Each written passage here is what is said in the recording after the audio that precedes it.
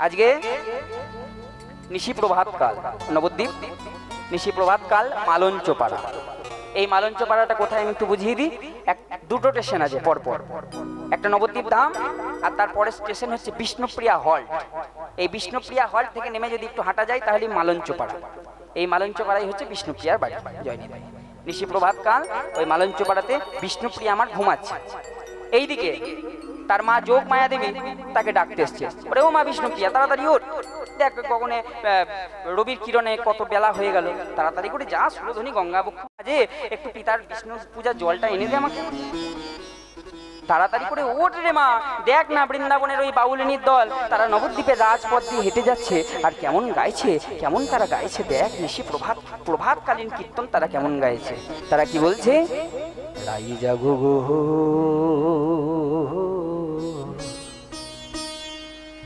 জাগো শ্যামের মন মোহিনী বিনোদিনী রায়, রাই জাগো গো জাগো শ্যামের মন মোহিনী বিনোদিনী রাই, রাই জাগো গো জাগো শ্যামের মন মোহিনী বিনোদিনী রায়, আমার রাই জাগো গো জাগো শ্যামের মন মোহিনী বিনোদিনী রাই, চেয়ে দেখো আর তো নিশিনা ও হে রায় বিনোদিনী, চেয়ে দেখো আর তো নিশিনা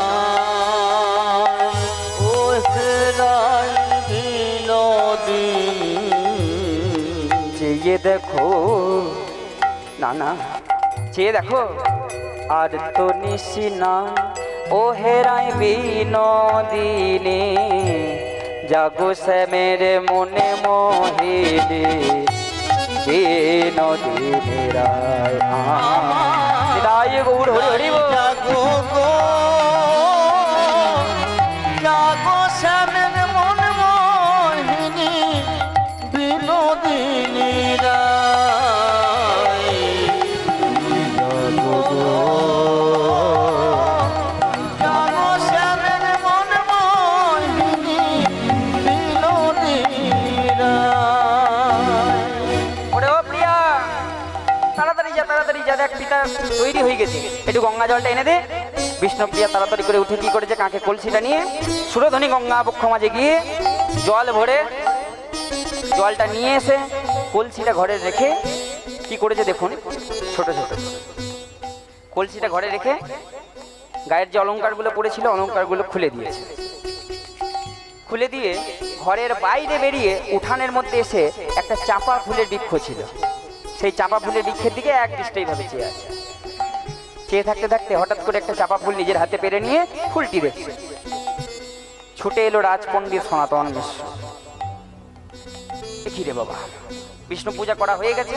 পিতা ছুটে এসে তাড়াতাড়ি করে ওই বিষ্ণুপ্রিয়ার মাথায় হাতটি বুলিয়ে বলছে, প্রিয়া রে, ওরে ও প্রিয়া কি হয়েছে? নিত্য প্রতিদিন যাস আমার বিষ্ণু পূজার জন্য গঙ্গা জল আনতে, স্নান করিস, গঙ্গা জল নিয়ে আসিস, আজকে কি হলো তোর? এইভাবে একাকি বসে আছিস আনমনা চিত্তে।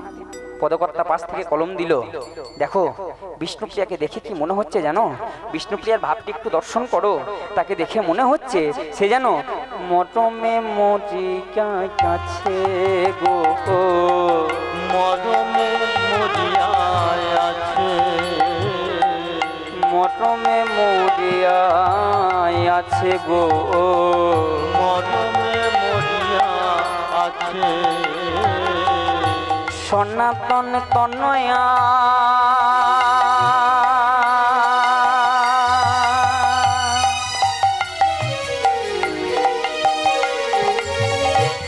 প্রিয়া একা একা বসে আছে, একা একা বসে আছে, একা একা আছে, একা একা বসে আছে। অমন করে কার কথা ভাবিছে, প্রিয়া একা একা বসে আছে। মনে করে কার কথা ভাবছে, প্রিয়া একা একা বসে আছে। সনাতন তনয়া বিষ্ণু প্রিয়া, সনাতন তনয়া বিষ্ণু প্রিয়া, কার লাগি কাঁদিছে গো, কার লাগি কাঁদিছে, প্রিয়া কার লাগি কাঁদিছে গো, কার লাগি কাঁদিছে। কি হয়েছে, কি হয়েছে, কি হয়েছে, কি হয়েছে, বল না প্রিয়া কি হয়েছে, বল না প্রিয়া কি হয়েছে, বল না প্রিয়া তোর কি হয়েছে, বল না প্রিয়া তোর কি হয়েছে। তোকে কেউ কিছু বলেছে নাকি, বল না প্রিয়া কি হয়েছে, তোকে কেউ কিছু বলেছে নাকি, বল না প্রিয়া তোর কি হয়েছে। আস্তে আস্তে আস্তে আস্তে আস্তে, ও মা এই যে সোজা হয়ে না দাঁড়িয়ে ওইভাবেই যাচ্ছে, এইদিকে তাকাও তাকাও, এইদিকে তোমাকে বলছি, দেখো বসে পড়েছে, যা আর যাওয়া হলো না গো, বলছি এইদিকে একবার তাকাও আমার দিকে, বলছি বাড়ি যাচ্ছ, মায়েদের বাড়িতে স্বভাব আছে দেখবে একা বাড়ি যাবে না কোনো মতে, নিজে তো যাবে আরেকজনকে খুঁজে, চুমো না কীর্তন আবার পরের বছর শোনা যাবে, তাদের যত ঘুমাইগা জয় নিধি, বাড়ি যেও না, কেউ বাড়ি যেও না, এরকম একটা আসলে হয়েছে বুঝলে, একজন করে ভক্ত যেতে যেতে যেতে যেতে সবার শেষে দুটি ভক্ত থেকেছে, কীর্তন করছি দুজন ভক্ত বসে আছে সামনে, আসুন খুব ভালো গান হয়েছে, গান করার পরে কি করব, কীর্তনিয়া কি হয় বলুন তো, যত ভক্ত থাকে তত গান পরিবেশন ভালো হয়, তাই তো সোজা কথা একদম। এবার সবাই পালিয়ে গেছে, দুজন ভক্তর মুখে পানে চেয়েই গান করেছি, 3 ঘন্টা গান করার পরে সবার প্রথমে স্টেজ থেকে ছুটে নেমে গিয়ে তাদের পা দুর্গে জড়িয়ে ধরেছি, বাবা আজকে তোমরা দুজন ছিলে বলে গানটা শেষ পর্যন্ত গাইতে পেরেছি। ওই দুজনের মধ্যে একজন কি বলে উঠলো জানেন, বলে আমি কি আর সাথে আছি গো কীর্তনিয়া মশাই, ওই যে শতরঞ্জিতের উপরে গান করছেন ওই শতরঞ্জিটা আমার, ঘর যদি না নিয়ে যায় কাল সকালে বউ আমাকে আর ওই ঝাঁটা পিটা করবে, হরি বউ। আর আরেকজন ভক্ত কি বলে উঠলো জানেন, বলছে আমারও মরণ ঠিকেছে, কটে টাকার লাগে, সে হচ্ছে মাইক ম্যান, মাইকটা চালাতে হবে, মাইকটা না শেষ হলে টাকা নিয়ে কন্ট্যাক্ট করেছে, মাইকটা চালাতে হবে, এই হচ্ছে অবস্থা। বাড়ি যেও না, শেষে আনন্দ আছে, গৌর বিষ্ণুপ্রিয়ার বিবাহ তো দর্শন করবে, কাল থেকে তো সংসারের কাজ করবে, কাল থেকে তো আবার যেমন কাজ তেমনি করবে, আমি কি তোমাদের কাছে রোজ আসবো, জয় নিতে, যেখানে ছিলাম দেখো জায়গাটা নষ্ট করে দিও না। হ্যাঁ আজকে বিষ্ণুপ্রিয়া জল নিয়ে এসে এক দৃষ্টে চাপা ফুলের বৃক্ষের দিকে, ফুলের দিকে চেয়ে রয়েছে, সনাতন মিশ্র ছুটে এলো, প্রিয়াকে জিজ্ঞাসা করছে কি হয়েছে তোর, পিতার কাছে কোনো কথা বলতে পারলো না, ফুপিয়ে ফুপিয়ে কেঁদে উঠল, ভয় হলো রাজপণ্ডিত সনাতন মিশ্র, তাড়াতাড়ি করে যোগমায়া দেবীর কাছে গিয়ে বলে উঠলো একবার যাও না, গিয়ে ওই মেয়ের কাছে একবার গিয়ে দেখো না, মেয়েটা ফুপিয়ে ফুপিয়ে কাঁদছে, কি হয়েছে একবার যাও দেখো। তাড়াতাড়ি করে যোগমায়া দেবী এসেও বিষ্ণুপ্রিয়াকে কত আদর করে সোহাগ দিয়ে প্রশ্ন করছে, ওরে ও প্রিয়া কি হয়েছে বল না, বাবার কাছে বলতে পারিস নি, আমার কাছে বল না কি হয়েছে তোর, নিত্য প্রতিদিন যাস কোনোদিন তো কিছু হয় না, আজকে এমন কি হলো এইভাবে একাকি বসে কাঁদছিস। মায়ের কাছেও কোনো কিছু বলতে পারলো না, ভয় হলো পিতামাতা, তারা যুক্তি করে চিন্তা করলো বিষ্ণুপ্রিয়া আমাদের কাছে তো কোনো কিছু প্রকাশ করছে না, একটা কাজ করা যাক, বিষ্ণুপ্রিয়ার প্রিয় সখী কাঞ্চনাকে ডেকে পাঠানো হোক। সখীর কাছে দেখবেন মানব জীবনের এমন একটা বয়স থাকে, যে বয়সে মনের যদি কোনো গোপন ব্যথা থাকে, গোপন কথা থাকে, সেই কথাটা পিতামাতার কাছে খুলে প্রকাশ করা যায়, হতে পারে একবারে বাস্তব। আমি আমার বয়সটা দিয়ে বলি, আমার যে বয়সটা, সব কথা দেখবে বাবা মায়ের কাছে বলা যায় না, কিছু গোপন কথা থাকে, সেটা গোপন প্রেমের কথা হোক, গোপন ব্যথার কথা হোক, এগুলো বন্ধু বা বান্ধবীর কাছে সহজে প্রকাশ করা যায়, বাবা মার কাছে কিন্তু বলা যায়। তাই ওই সনাতন মিশ্র আর যোগমায়া দেবী বড় বুদ্ধি করে আনয়ন করলেন অতি প্রিয় সখী কাঞ্চনাকে। কাঞ্চনা এসে সবার প্রথমে ওই বিষ্ণুপ্রিয়ার কাছে এসে বলেছে, সই রে সই, বল বল বিষ্ণুপ্রিয়া তোর কি হয়েছে? ওরে প্রিয়া, কি হয়েছে? এই যে সখীর বলা, পার্থক্য থাকবে না বাবা মার সাথে সখীর বলা? তাড়াতাড়ি করে বল, তোর বাবা মা আমাকে এক্ষুনি ডেকে পাঠালো, অত সময় আমার নাই, আমাকে ঘরে গিয়ে আবার কাজ করতে হবে। তাড়াতাড়ি করে বলতে কি হয়েছে, কেন আমাকে বোঝাচ্ছিস? কুমারী মেয়ের মঙ্গল চিহ্ন নাসিকার নাক চেপে সেটা খুলেছিস, গায়ে স্বর্ণ অলঙ্কার খুলেছিস, এত এত রঙের বস্ত্র থাকতে ওই সাদা রঙের বস্ত্র পরে এসছে। আমি আবার আজকে সাদা পরে এসেছি জয়নীতে, এক দৃষ্টিতে সাদা চম্পক ফুলের ওই বৃক্ষের দিকে তাকিয়েছিস, কি হয়েছে? সখী কাঞ্চনার কাছেও কোনো কথা বলতে পারল না। জড়িয়ে ধরে কাঞ্চনাকে আরো জোরে ফুটিয়ে ফুটিয়ে কাঁদতে লাগলো। কাঞ্চনার আর বুঝতে বাকি থাকলো না, সখী তো তার বয়সী, সমবয়সী। বলল, সখী রে বিষ্ণুপ্রিয়া, আমি বুঝতে পেরেছি তোর আজকে কি হয়েছে, তোর ব্যথাটা কি আমি বুঝতে পেরেছি। শোন, তুই যদি তোর ব্যথার কথা আমার কাছে প্রকাশ না করতে পারিস, তবে আজ আমি তোকে একজনের ব্যথার কথা শোনাবো। তার কথাটা একটু শোন, তাহলে হলেও হতে পারে তোর মনটা একটু বলবে, তুই আমার কাছে বলতে পারবি। কার কথা? না, ওই বৃন্দাবনী শ্রী রাধারানীর কথা আজকে আমি তোকে বলবো। রাধারানীর কি অবস্থা হয়েছিল সেই শ্যাম বদন দর্শন করে, কি জ্বালা হয়েছিল রাধারানীর, সেই কথা আজকে আমি তোকে বলবো, শুনবি? বলে, হ্যাঁ বল সখী। আচ্ছা, বাবাদের কাছে একটা প্রশ্ন করি, কীর্তন তো, লীলা কীর্তন, পদাবলী কীর্তন বাঙালির সাহিত্য একটা, মাদার অফ এনি সঙ্গীত, মানে যে কোনো গান বাজনার জননী, সর্বসঙ্গীতের জননী কীর্তন। বোঝা গেল? কেন বলুন তো, সেটা প্রকাশ করে দিই। বাস্তব জগতের যে কোনো গানে একটি নির্দিষ্ট সুরে চলে, একটি নির্দিষ্ট রাগে চলে, তার বাইরে করতে পারবে না। কম্পোজার যেইটুকু কম্পোজ করে দেবে, গায়ককে সেইটুকুই গাইতে হবে, ভুল হলে আবার গাইতে হবে। কিন্তু কীর্তন হচ্ছে এমন একটা সঙ্গীত যেখানে একজন কম্পোজার কম্পোজ করে গেছেন, তারপরেও কীর্তনিয়া তার নিজস্ব বৈশিষ্ট্য তার মধ্যে দান করে সেটাকে আরো মধুরতম করে তোলে। আরো একটা জিনিস আছে, দেখবেন বাস্তব জগতের যে কোনো গান গায়ক মনে করলেই কোনো কথা যোগ করতে পারে না। কীর্তন এমন একটা সঙ্গীত যেখানে বাইরে থেকে কীর্তনিয়া একটা নিজস্ব সম্পত্তি দান করে, সেটা কি বলুন তো? আখর। সবসময় পদকর্তারা আখর লিখে যান না, এক একটা বিশিষ্ট মানুষ থাকেন, ব্যক্তিত্ব থাকেন, তারা গানের মাধ্যমে আখরকে ফুটিয়ে তোলেন। এটাই তো সঙ্গীত, এটাই তো সাধনা। যে জন্য বললাম কথাগুলো, লীলা কীর্তন। একটা তোমাদের কাছে প্রশ্নটা রাখি, একটা বড় তালের গান করবো? যদি বলো তবে গাইবো, আর না হলে আজকাল এগুলো তো উঠে গেছে, কীর্তনের সংজ্ঞাটাই আজকাল পরিবর্তন হয়ে গেছে। আজকাল কীর্তন গাইতে গেলে ওই লীলা জানারও প্রয়োজন পড়ে না, আর বড় তাল তো অনেক দূরেই থাক। দুটো ওই ছোট ছোট বই পড়ে সেই বইয়ের কথা যদি একটু বিতরণ করা যেতে পারে, ঝাঁটা কোন দিকে রাখবো, চটি কোন দিকে রাখবো, আর মানুষ দেখবেন এইগুলো বেশি শোনে। কেন বলুন তো? এইগুলো শুনলে না মানুষের মনে একটা ওই ডোপামিন হরমোন খরিত হয়। ঘরে গিয়ে দেখবেন তারপরের দিন থেকে শুরু করে দিল। কীর্তনিয়া বলেছে ঘরের বাঁ দিকে জুতো রাখতে নেই, তাহলে লক্ষ্মী টাকা আসবে না। বলে ঘরের বাঁ দিকে যদি জুতো রেখে যদি টাকা আসতো তাহলে তো সবই হয়ে যেত। কীর্তনের সম্পত্তি হচ্ছে এইগুলোই। এবার তোমরা যদি বলো, যদি অনুমতি দাও তবে গাইবো, আর না হলে গাইবো না। বলো, গাইবো একটা, বেশিক্ষণ নেবো না, একদম 5 থেকে 7 মিনিটের মধ্যে, খুব ছোট করেই গাইবো। এই মানে এই গানটি এই তালের উপরই বাঁধা আছে। কথাটি হলো, আমাদের রাধার কি হইল অন্তরে ব্যথা, একটি পদাবলী, চণ্ডীদাসের একটি অপূর্ব পদাবলী। এই পদাবলীটি আমরা কীর্তন জগতে বড় দুঠুকি তালে আস্বাদন করি। চলো ছোট ছোট করে, হ্যাঁ বলি, আমাদের রাধা কি হইল,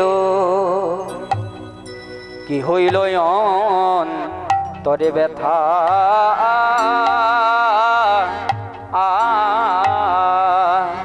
আমাদের রাধা কি হইল, কি হইল অন্তরে ব্যথা, সুধা এলে কই না কথা, চেয়ে দেখো আমাদের রাধা কি হইল, কি হইল অন্তরে ব্যথা, দেখে দে কেন কিছু কই না কথা, দেখে দেখ কেন কিছু কয় না কথা। রাধার অন্তরে না জানি এ কিসের ব্যথা, কেন কিছু কয় না কথা। রাধারে কেন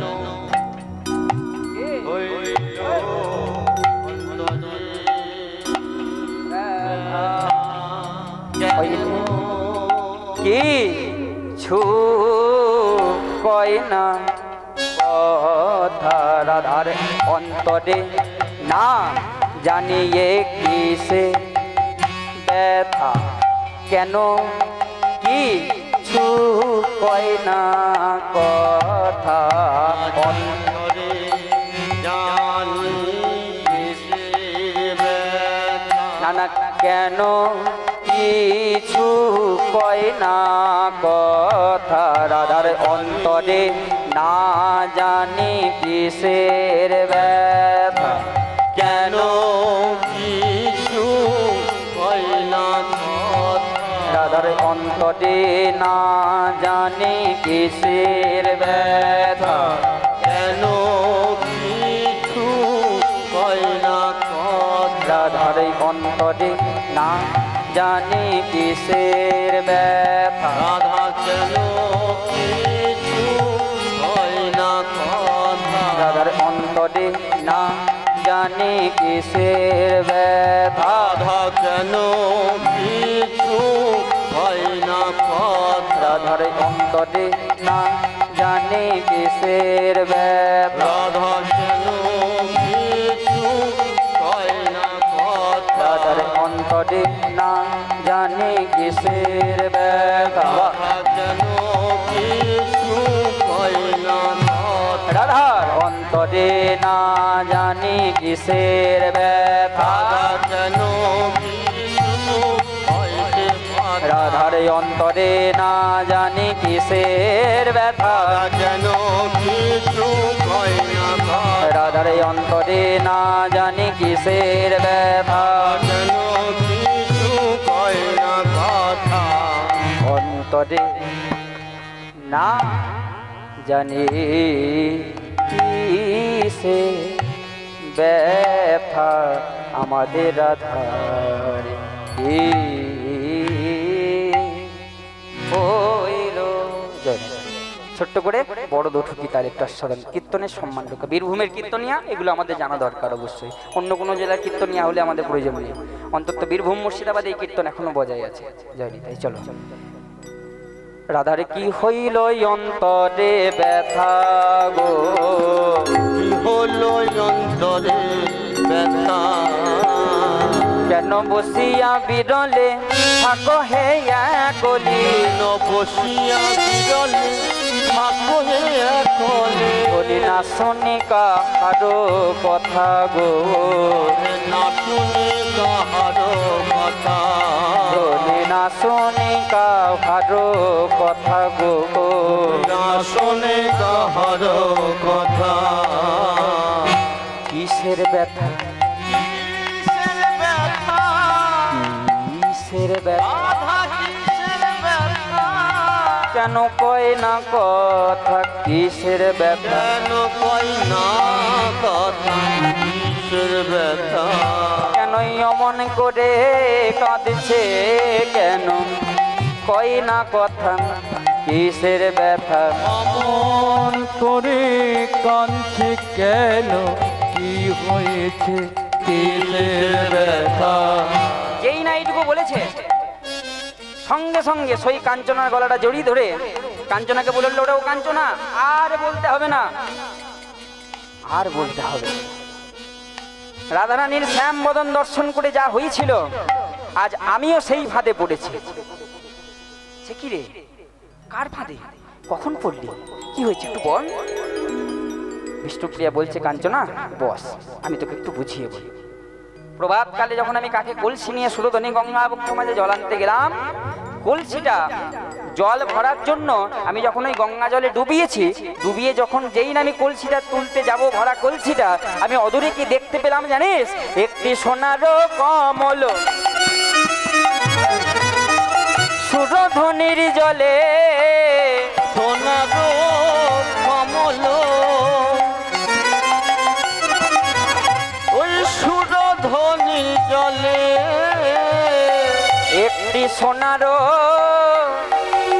কমল সুরধনির জলে, কাঞ্চনারে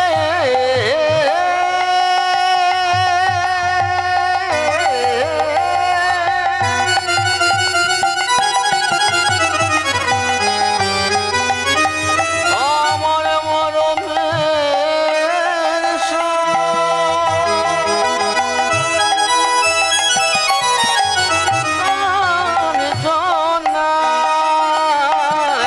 সোনার কমল ওই সুরধনির জলে,